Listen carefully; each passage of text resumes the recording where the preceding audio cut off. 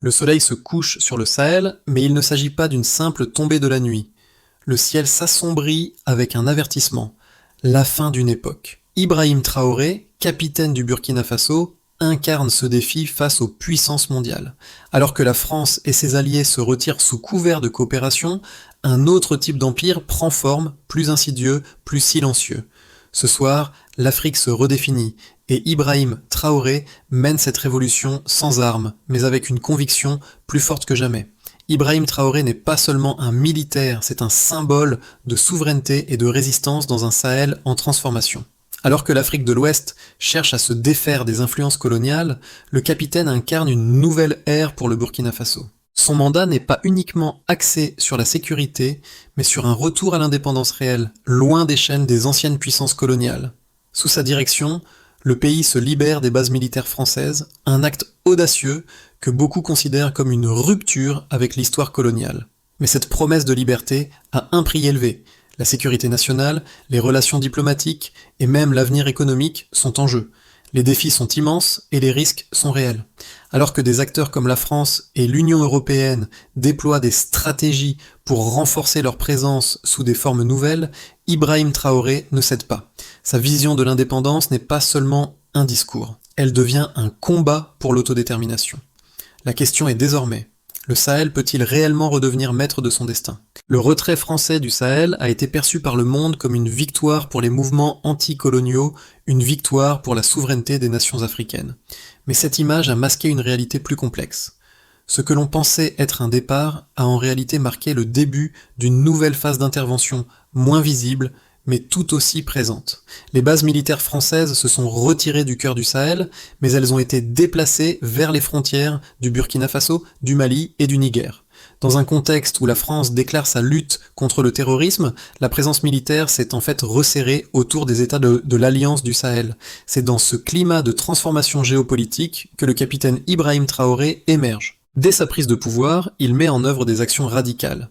Expulsion des troupes françaises et invitation de nouveaux partenaires stratégiques, notamment Moscou. Cette démarche reflète son rejet de l'ingérence occidentale et son désir de garantir une indépendance véritable pour le Burkina Faso. Cependant, cette indépendance n'est pas sans risque. Les implications de ses choix dépassent largement les frontières de son pays. Alors que la France et ses alliés européens parlent de sécurité, de coopération et de stabilité, les actions sur le terrain semblent souvent être plus une forme de contrôle silencieux qu'une simple aide au développement. Le retour à la souveraineté que prône Traoré n'est pas une simple question de réajustement politique. Il s'agit d'une redéfinition du rôle de l'Afrique dans un monde où la domination économique et militaire des anciennes puissances coloniales reste une réalité.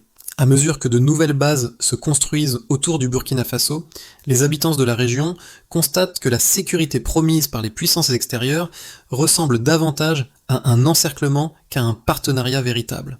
Le Sahel, sous la direction de Traoré, entre dans une nouvelle ère où chaque mouvement devient une déclaration de souveraineté et un affrontement contre un impérialisme moderne, plus discret mais toujours aussi influent. Ibrahim Traoré est un homme de paradoxe. Perçu par ses partisans comme un héritier de Thomas Sankara, un héros national pour les uns, un radical aux yeux des autres, il est désormais le visage du défi africain face à l'ordre mondial établi.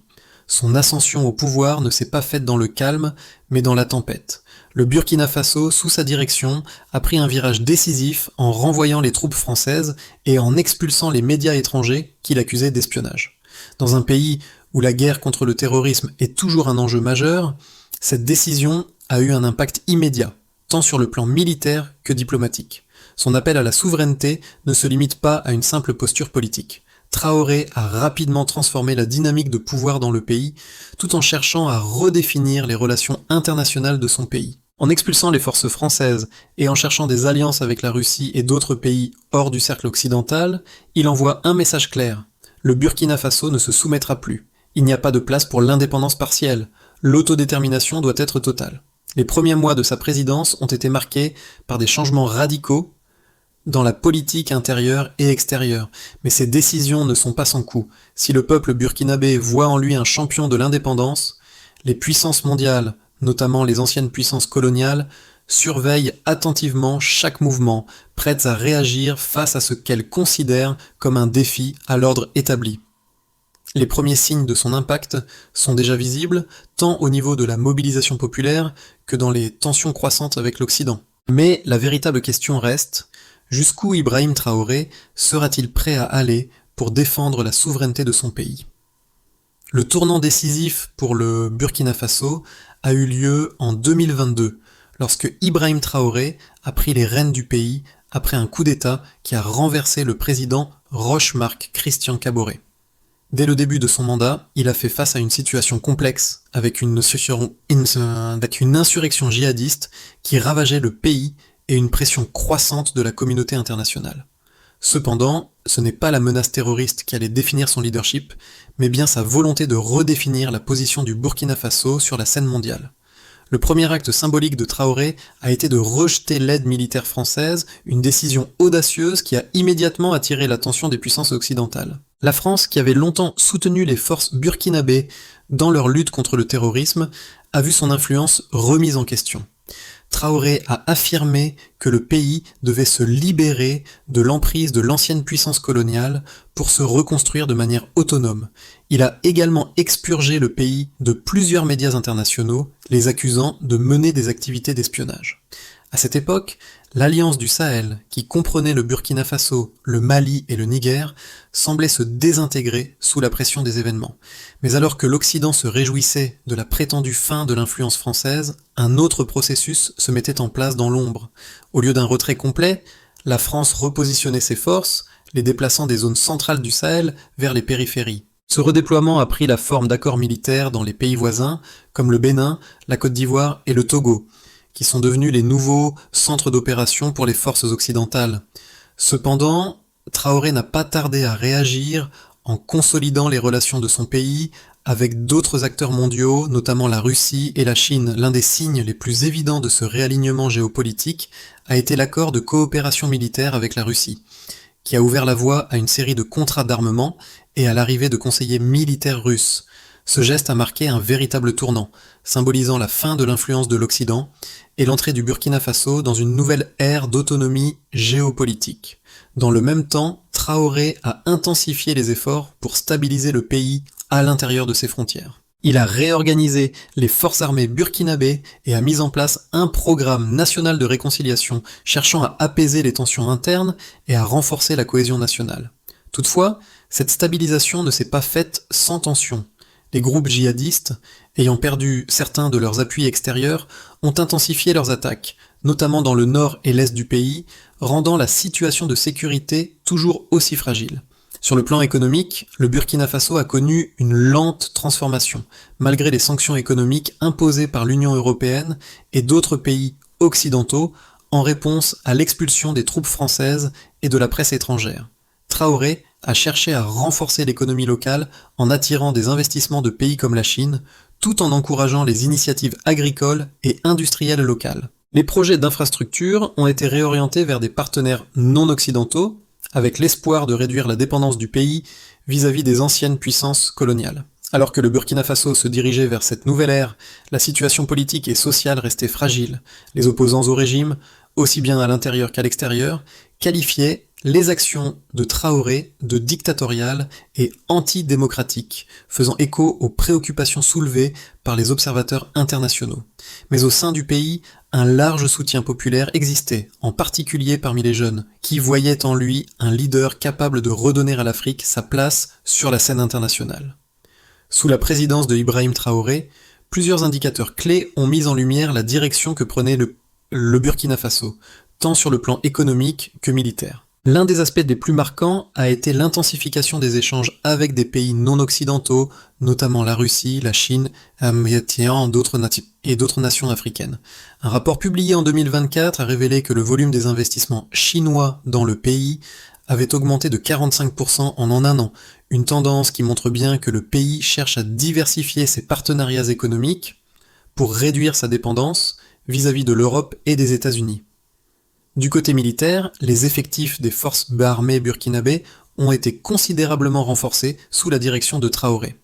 Selon des données fournies par des sources internes, l'armée a vu une augmentation de 30% de ses effectifs en moins de 2 ans, une mesure qui visait à sécuriser les frontières et à lutter contre les groupes djihadistes opérant dans le pays. Ce renforcement militaire a été accompagné d'une modernisation des équipements militaires, notamment grâce à un partenariat stratégique avec la Russie qui a permis au Burkina Faso d'acquérir des armes de dernière génération. Le budget militaire du pays a également augmenté de 25% en 2023, avec une part significative allouée à la formation des forces de sécurité et à la construction de nouvelles infrastructures militaires. Toutefois, ce réinvestissement dans la défense n'a pas été sans conséquence pour le budget national. Le gouvernement burkinabé a dû réduire les dépenses dans d'autres secteurs, notamment l'éducation et la santé, pour compenser cette augmentation des dépenses de sécurité. Bien que cette stratégie ait permis à Traoré de renforcer sa position interne et de gagner le soutien des forces armées, elle a également exacerbé les tensions sociales, certains secteurs de la population estimant que les priorités du gouvernement n'étaient pas en ligne avec les besoins immédiats du peuple. Sur le plan diplomatique, le nombre de visites de hauts responsables étrangers a considérablement augmenté après l'arrivée de Traoré au pouvoir.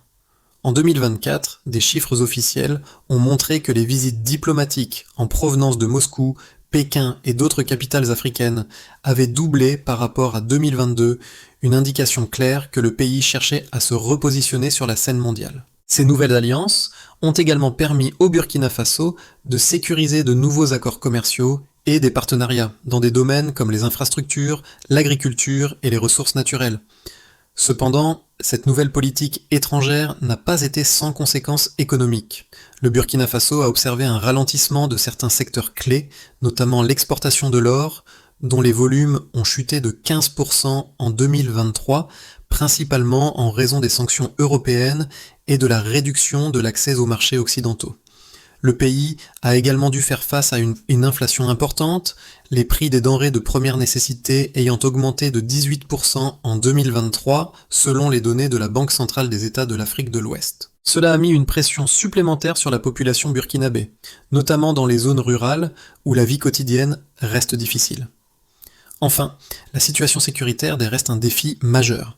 Malgré le renforcement de l'armée et les efforts pour sécuriser les frontières, le nombre d'attaques djihadistes dans le pays a continué d'augmenter en 2023, avec une hausse de 12% par rapport à l'année précédente. Cette situation a obligé le gouvernement à intensifier ses efforts pour sécuriser les zones frontalières et à mettre en place des stratégies de lutte contre le terrorisme, souvent en partenariat avec les forces armées du Mali et du Niger.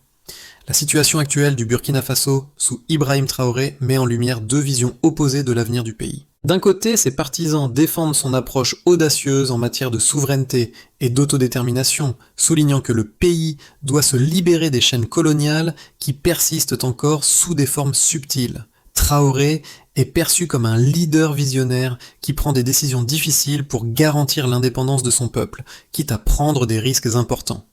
Ces actions visent à reconstruire un Burkina Faso libre de toute influence extérieure et à redonner à l'Afrique de l'Ouest une place forte dans les affaires mondiales. Il a fait une promesse. Son pays sera maître de son destin. Son expulsion des troupes françaises et la réorientation vers des alliés comme la Russie et la Chine illustrent cette vision. Une vision d'un Sahel qui reprend en main son avenir sans se soumettre à l'Occident. Cependant, cette position n'est pas partagée par tous. Les détracteurs de Traoré affirment que ces décisions risquent d'isoler le Burkina Faso sur la scène internationale et d'aggraver les tensions internes. En expulsant les forces françaises et en recherchant des partenariats avec des pays comme la Russie, il prend le risque d'aggraver la situation économique et sécuritaire du pays. L'isolement progressif du Burkina Faso pourrait entraîner un manque de ressources, des sanctions économiques supplémentaires et un isolement diplomatique. De plus, l'augmentation de l'influence russe dans la région pourrait s'avérer risquée pour le pays, alors que la Russie, elle-même confrontée à des sanctions internationales, pourrait offrir peu de soutien à long terme en termes de développement économique ou de stabilisation de la région. L'arrivée de la Russie, par exemple, pourrait se traduire par une dépendance nouvelle, mais cette fois envers un pouvoir extérieur différent, tout en créant de nouveaux enjeux géopolitiques complexes. Le dilemme que présente Traoré est un choix difficile entre un potentiel de prospérité régionale par la diversification des alliances et un risque de renforcement de l'instabilité, notamment si le pays se trouve de plus en plus isolé sur la scène internationale. Sa quête de souveraineté et d'autodétermination est noble, mais elle pourrait être compromise par des enjeux économiques et sécuritaires qui ne tarderont pas à se manifester.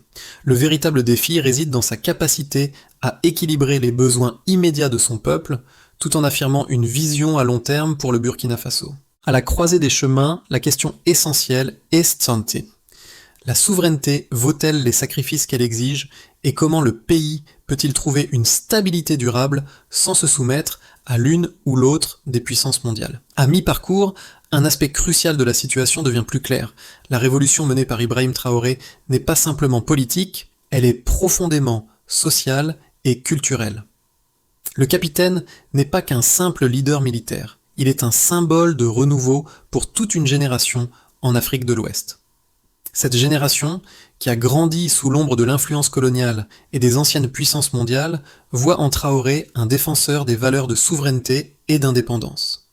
La manière dont il a déstabilisé l'ordre mondial établi au Sahel témoigne d'une ambition nouvelle pour la région. L'un des tournants clés a été l'approfondissement des relations avec la Russie et la Chine, marquant un réel changement dans les alliances stratégiques du pays. Cependant, cette réorientation a des implications complexes. Si certains voient dans ces alliances une chance de se libérer de l'influence occidentale, d'autres redoutent un nouveau colonialisme sous une forme différente. La Russie en particulier reste un acteur ambigu dans ce contexte. Ses intérêts dans la région sont multiples, mais la durabilité de son soutien au Burkina Faso demeure incertaine. La grande question à ce stade: Traoré pourra-t-il concilier souveraineté et sécurité, ou risque-t-il de se retrouver pris au piège d'une nouvelle forme de dépendance? Les actions d'Ibrahim Traoré ont déjà eu des conséquences profondes sur le Burkina Faso et la région du Sahel dans son ensemble. L'un des effets immédiats a été une transformation de la dynamique géopolitique, avec des répercussions à la fois sur la sécurité intérieure et sur les relations internationales. Dès son arrivée au pouvoir, Traoré a provoqué un bouleversement en expulsant les troupes françaises et en réorientant les alliances diplomatiques de son pays. Ce changement radical a envoyé un message clair à l'Occident. Le Burkina Faso se retire du jeu traditionnel de la guerre contre le terrorisme imposé par les anciennes puissances coloniales. Sur le plan intérieur, cette décision a renforcé la position de Traoré parmi ses partisans, qui le voient comme un champion de l'indépendance et de la souveraineté africaine. Dans les rues de Ouagadougou, les manifestations de soutien à son gouvernement sont fréquentes, symbolisant un rejet généralisé de l'ingérence occidentale. Cependant, cette rupture avec l'Occident a aussi généré des tensions internes. Les sanctions économiques imposées par l'Union européenne ont frappé particulièrement les plus vulnérables, notamment les populations rurales et les petites entreprises. Le Burkina Faso a ainsi vu une inflation importante, avec des prix des denrées alimentaires en hausse de 18%, accentuant les difficultés économiques pour une grande partie de la population. Militairement, le pays a redoublé d'efforts pour renforcer ses forces armées, mais la situation sécuritaire reste précaire. Le nombre d'attaques terroristes a augmenté, et bien que l'armée burkinabé se soit renforcée, les groupes djihadistes continuent de frapper dans le nord et l'est du pays. Ce défi de sécurité est exacerbé par la présence accrue de forces russes et chinoises, qui, bien que stratégiquement avantageuses sur le plan diplomatique, ne semblent pas être des solutions immédiates aux violences qui secouent le pays. De plus, la Russie, tout en offrant un soutien militaire et stratégique, n'a pas encore apporté les ressources économiques nécessaires à la reconstruction du Burkina Faso, ce qui laisse un vide inquiétant pour l'avenir. En outre, les relations avec les voisins ont également été affectées, tandis que des pays comme le Mali et le Niger, également confrontés à des défis sécuritaires, semblent s'aligner avec les initiatives de Traoré. D'autres nations africaines restent sceptiques quant à la tournure autoritaire qu'a pris le gouvernement burkinabé. La stabilité de l'Alliance du Sahel, créée pour contrer les forces terroristes, a été mise en question. L'expansion de l'influence russe dans la région a provoqué des frictions au sein de l'Alliance, les membres de l'Union africaine n'étant pas tous unanimes sur la manière de soutenir le Burkina Faso dans ses nouveaux choix géopolitiques. Les conséquences à long terme de ces décisions sont encore floues.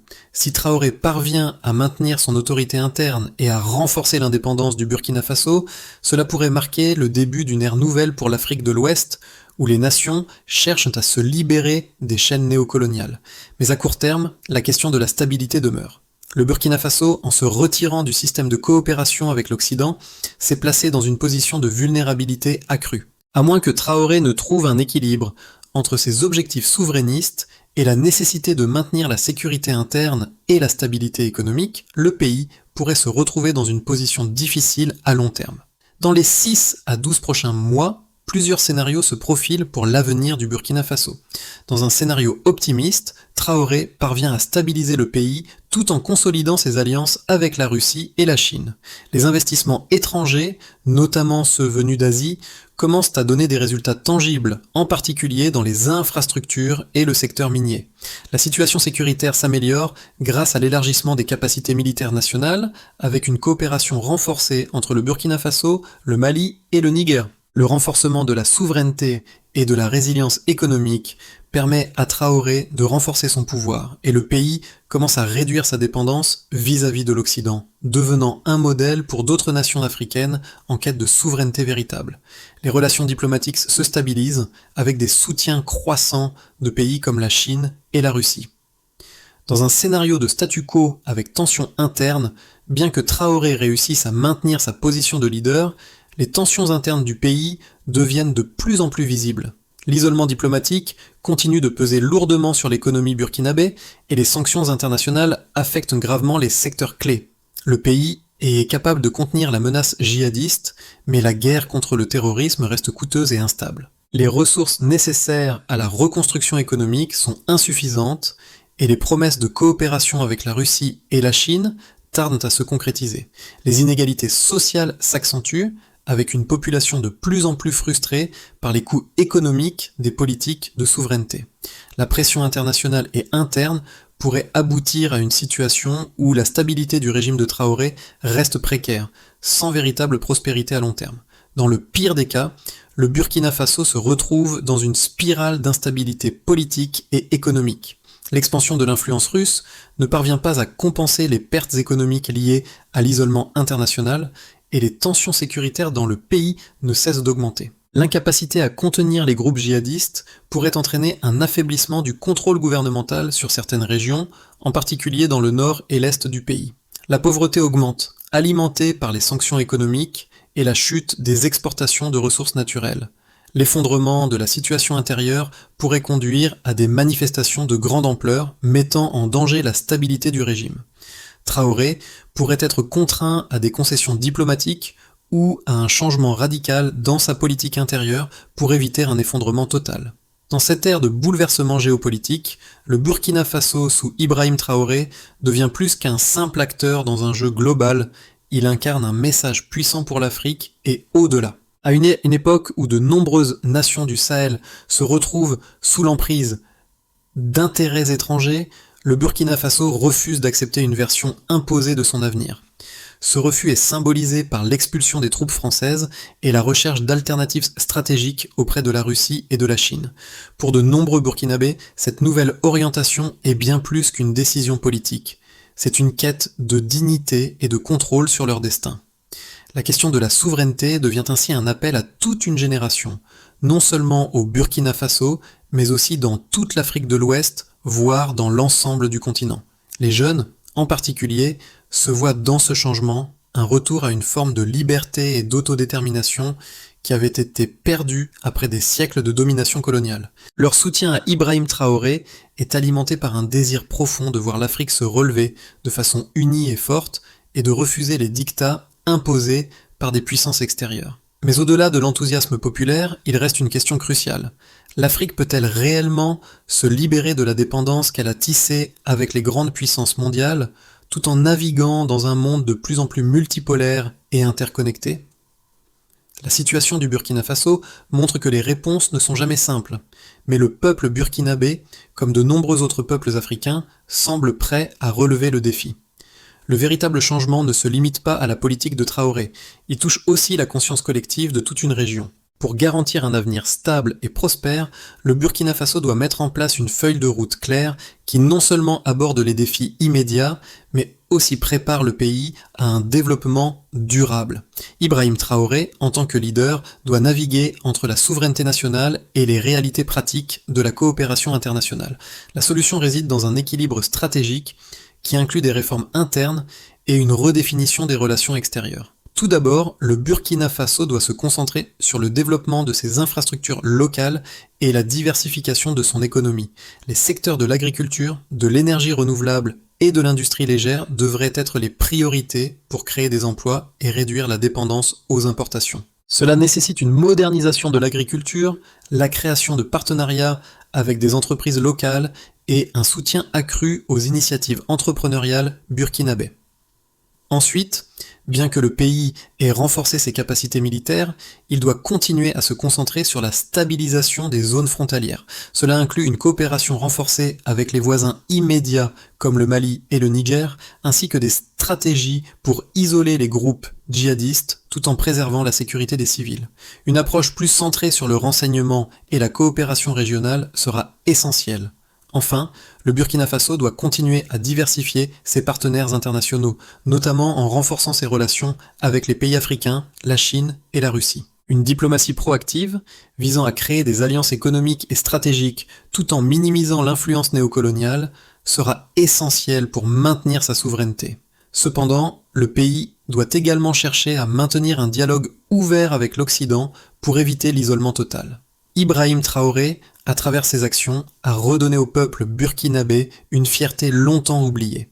Sous sa direction, un petit pays dévasté par des années de conflits et d'interventions extérieures cherche à se relever et à redéfinir sa place dans le monde. Ce qui semble être une révolte contre l'ordre établi est en réalité un cri de liberté pour une nation fatiguée de l'ingérence étrangère. L'histoire du Burkina Faso sous la gouvernance de Traoré est une histoire de résistance mais aussi de résilience. Les peuples de la région, souvent pris entre les feux de la guerre et la domination économique, observent ce modèle avec espoir. Le capitaine n'est pas seulement un leader politique, il est un symbole de ce que pourrait être une Afrique débarrassée des chaînes de la dépendance. Le Sahel, bien qu'encore plongé dans des défis profonds, est en train de redéfinir son futur. Cette transition n'est pas facile, ni sans risque, mais elle est alimentée par la conviction qu'une nouvelle voie est possible. Le regard tourné vers l'avenir, le peuple burkinabé, comme une grande partie de l'Afrique, se demande: peut-on réellement retrouver notre souveraineté sans compromis? La lutte pour cette autonomie, loin des dictats mondiaux, est en marche, et elle pourrait bien redéfinir ce que signifie être libre, à l'échelle du continent. L'histoire du Burkina Faso sous Ibrahim Traoré est loin d'être terminée. C'est une histoire en constante évolution, façonnée par des décisions difficiles, des défis géopolitiques complexes et un peuple qui se bat pour sa liberté. Ce n'est pas seulement une question de politique, il s'agit de l'avenir de toute une nation et même d'une région dans un monde où les puissances extérieures tentent de redéfinir les règles du jeu. Si vous croyez qu'il est temps pour l'Afrique de prendre son destin en main, de redonner voix à ses peuples et de refuser la soumission à des forces extérieures, il est temps de participer à cette conversation. Suivez le parcours du Burkina Faso, soutenez les initiatives de souveraineté et partagez cette histoire. Ensemble, nous pouvons encourager une nouvelle vision du monde où les nations, grandes et petites, choisissent leur propre chemin sans crainte ni pression. La souveraineté n'est pas un luxe, c'est un droit fondamental. Rejoignez-nous, partagez cette vision, parce que l'indépendance véritablement vécue n'est pas une fin, mais un début.